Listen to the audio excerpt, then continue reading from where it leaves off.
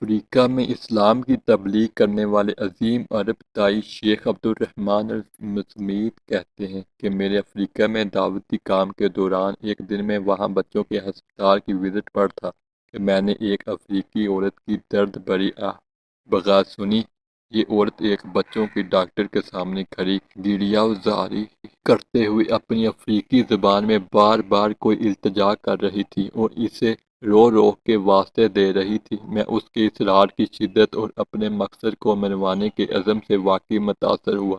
اور میں نے آگے بڑھ کر مترجم کے ذریعے ڈاکٹر سے دریافت کیا کہ جناب اس عورت کے ساتھ معاملہ کیا ہے۔ اس نے بتایا کہ اس عورت کا دودھ پیتا لاغر سا بیمار بیٹا ہے جسے ہم ناقابل علاج قرار دے چکے ہیں، مگر یہ عورت نہیں سمجھ رہی اور وہ چاہتی ہے کہ میں اس کے بیٹے کو بھی ان بچوں میں شامل کر لوں جنہیں علاج کی غرض سے داخل کر لیا گیا ہے،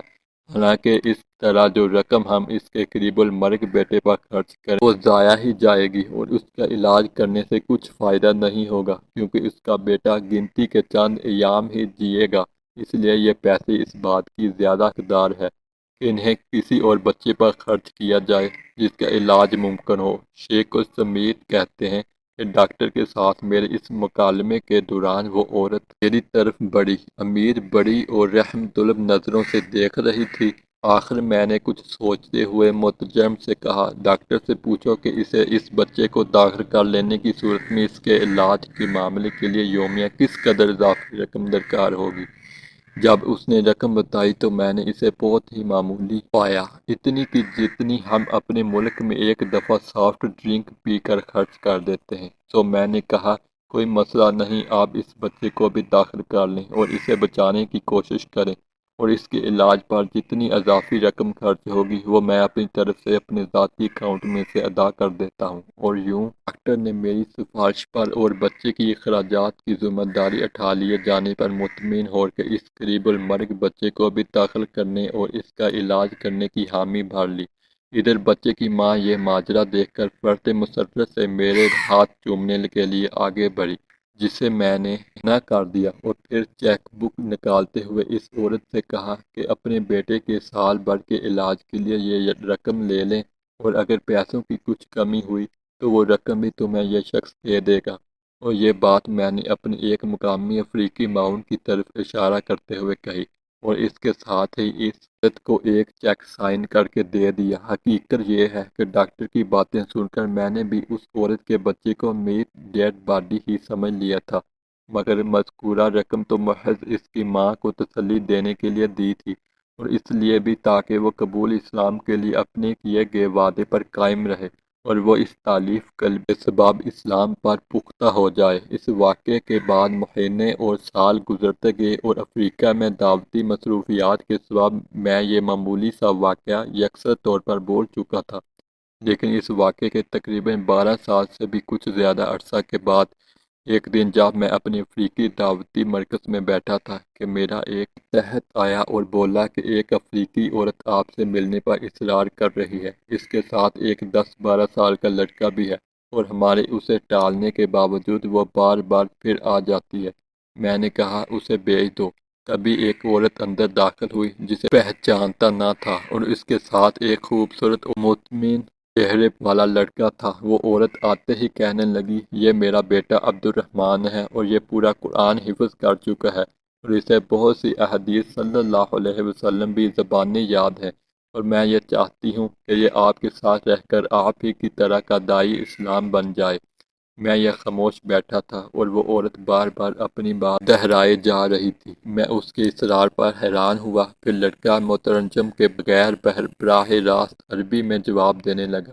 تو میں بڑا حیران ہوا کہ یہ بچہ بڑے اطمینان سے عربی بول رہا ہے۔ وہ مجھے کہنے لگا، شیخ، اگر اسلام اور اس کی رحمتیں نہ ہوتی تو میں آج زندہ نہ ہوتا، اور نہ ہی آج آپ کے سامنے کھڑا یوں باتیں کر رہا ہوتا۔ میری ماں نے آپ کے ساتھ بیتا سارا قصہ مجھے سنا رکھا ہے۔ اس نے بتایا ہے کہ سیگر سنی میں جب ڈاکٹر لاعلاج قرار دے کر مجھے ہسپتال سے نکال رہے تھے تو میری ماں کے رونے دھونے پر رحم کھا کر کسی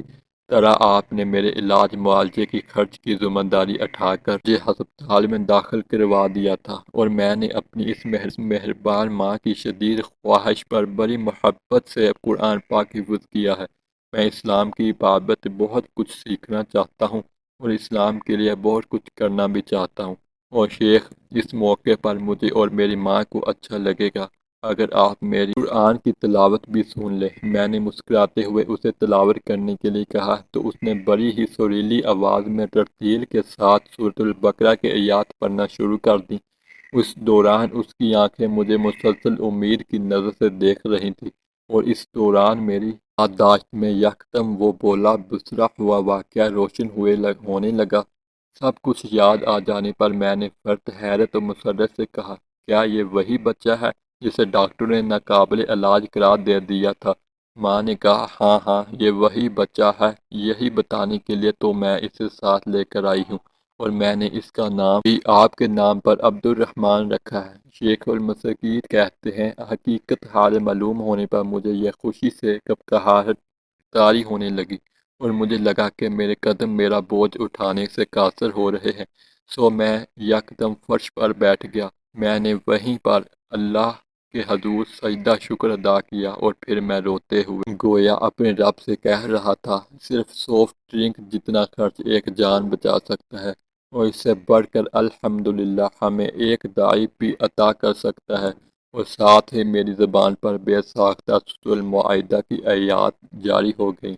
ترجمہ: اور جس نے کسی ایک انسان کی جان بچائی، اس نے گویا ساری نوح انسانی کو بچا لیا۔ اور الحمدللہ بعد میں یہی لڑکا غیر مسلم افریقی قبائل میں اسلام کی دعوت پھیلانے والا سب سے مشہور داعی بنا، جسے اپنی زبان کی تاثیر کے سبب لوگوں میں سب سے زیادہ مقبولیت حاصل ہوئی۔